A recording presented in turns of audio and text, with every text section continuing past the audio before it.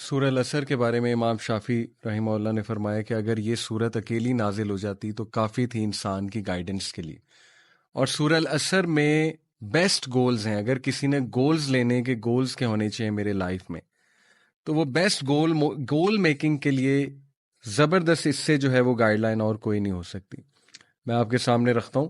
اعوذ باللہ من الشیطان الرجیم، بسم اللہ الرحمن الرحیم. والعصر، زمانے کی قسم، ان الانسان لفی خسر، تمام کے تمام انسان خسارے میں ہے، تمام انسانیت خسارے میں ہے. مین کائنڈ از ان لاس الا الذین آمنوا، the first goal except those who believe.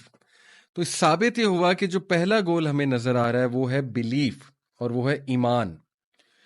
ایمان کیا ہے؟ ایمان کم کیسے ہوتا ہے؟ ایمان بڑھتا کیسے ہے؟ کس طرح سے میں ایمان والا بن سکتا ہوں؟ ایمان کے بینیفٹس کیا ہیں؟ ایمان کا امپیکٹ کیا ہے میری لائف میں؟ ٹھیک ہے نا، یہ بہت بڑا ٹاپک ہے، اور اس پہ انشاءاللہ میں ایک پراپر سورہ العصر پہ پراپر بھی انشاءاللہ کروں گا پورا ایک lecture. But in short the first one is ایمان.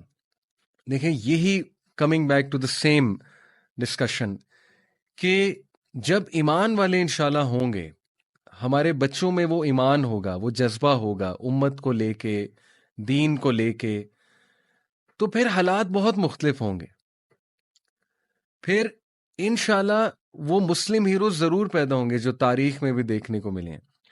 سو all of us need to chalk out a plan کہ اپنے ایمان کو محفوظ کیسے کرنا ہے، بلڈ کیسے کرنا ہے. اور it all starts by actually reading کہ ایمان ہے کیا، ایمان کے تقاضے کیا ہیں. تو this is the first goal. یعنی آپ نے جو اپنی روٹین بنانی ہے وہ اس طرح سے ڈیزائن کریں کہ اس میں ایمان کو بڑھانے والے اعمال ہوں، نہ کہ ایمان کو کم کرنے والے اعمال ہوں. فار ایگزامپل، ایسی کتابیں پڑھی جا سکتی ہیں روٹین میں جو ایمان کو بوسٹ کرنے والی ہیں. اللہ رب العالمین کے بارے میں پڑھیں، آپ کا ایمان بوسٹ ہوگا کہ ہو از اللہ، سبحان اللہ. جب آپ قرآن کی آیات، قرآن سے زیادہ اور کیا آپ کو چاہیے ایمان بوسٹ کرنے کے لیے؟ قرآن کی آیات ایمان بوسٹ کرتی ہیں انسان کا ایمان بوسٹ ہوتا ہے آخرت کو لے کے، انسان کا ایمان بوسٹ ہوتا ہے اکاؤنٹیبلٹی کو لے کے. نماز ایمان کو بوسٹ کرنے والی ایکٹیویٹی ہے. اسی طرح کوئی موٹیویشنل ایمان بوسٹر لیکچر یا ریمائنڈر سن کے ایمان بوسٹ ہوتا ہے. تو کوشش کریں کہ اپنے دن کا بھی آغاز اور دن کا اختتام یہ دونوں ایمان بوسٹنگ چیزوں سے کریں. دن کا آغاز بھی اور دن کا اختتام بھی ایمان بوسٹنگ چیزوں کے ساتھ کریں. نمبر 2 گول، اور یہ بھی یاد رکھیں کہ وہ چیزیں جو ایمان کو ڈیمیج کرنے والی ہیں وہ اوائڈ کرنی پڑیں گی. اور سر فہرست ان چیزوں میں میوزک لٹرلی ایمان کو ڈیمیج کرتا ہے. جو لیرکس ہیں، دا کائنڈ آف لیرکس، پھر وہ ظاہر ہے اوور آل جو انڈسٹری ہے. بری کمپنی ایمان کو ڈیمیج کرتی، بد نظری ایمان کو ڈیمیج کرتی ہے. ہو سکتا ہے آج کے دور میں بھی ایمان سیو کیا جا سکتا ہے. میں کئی نوجوانوں کو جانتا ہوں جو کر رہے ہیں الحمدللہ. دوسرا گول، وَعَمِلُوا الصَّالِحَاتِ and good deeds. Righteous good deeds کیا ہیں؟ اب آپ کی جو روٹین بننی چاہیے، نمبر 1، وہ روٹین ایسی ہونی چاہیے کہ اس میں ایمان انشاءاللہ برقرار رہے، بوسٹ رہے. اور ہاں، ایمان کم ڈاؤن ہوتا رہتا ہے، پرفیکشن ہم سے ڈیمانڈڈ نہیں ہے، ہم سے ڈیمانڈڈ ہے ایفرٹ کرنا. کم از کم اس روٹین میں یہ جھلک تو نظر آ رہی ہے کہ یہ لوگ ایمان کے لیے کام کر رہے ہیں. انہوں نے ایسی ایکٹیویٹیز کچھ رکھی ہوئی ہیں اپنی روٹینز میں کہ جس سے ایمان انشاءاللہ ان کا بلڈ ہوگا.